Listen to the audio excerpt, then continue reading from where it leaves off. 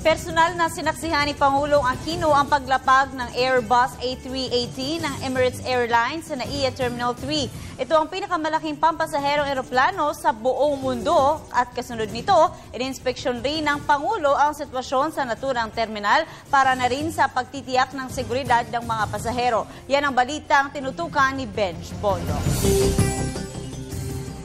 Pinangunahan ni Pangulong Aquino ang pagsalubong sa pagdating ng Airbus A380 ng Emirates Airlines sa Pilipinas.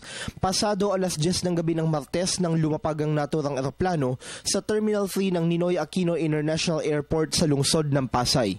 Matapos ang pagsalubong sa Airbus A380, dumiretso ang Pangulo kasama ang ilang matataas na opisyal ng gobyerno sa arrival area ng NAIA Terminal 3.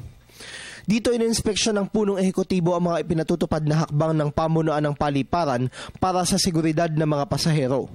Sa kabuuan, walang aberya sa operasyon ng Terminal 3 mula nang buksan ito ilang buwan nang nakararaan.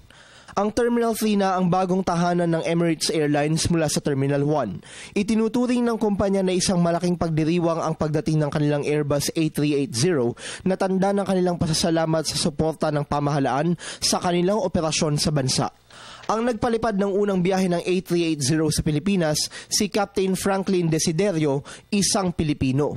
9 na taon ng piloto ng kumpanya si Desiderio. Para sa kanya, isang karangalan ang pangunahan ng paglapag ng A380 ng Emirates Airlines sa kanyang lupang sinilangan.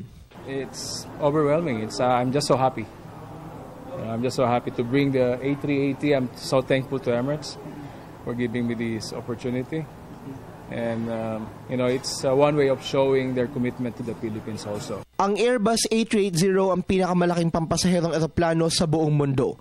Higit na malaki ito ng 50% sa Boeing 747 at kayang magsakay ng nasa 500 pasahero na makatutulong sa pag-angat ng kalakalan at turismo sa ating bansa.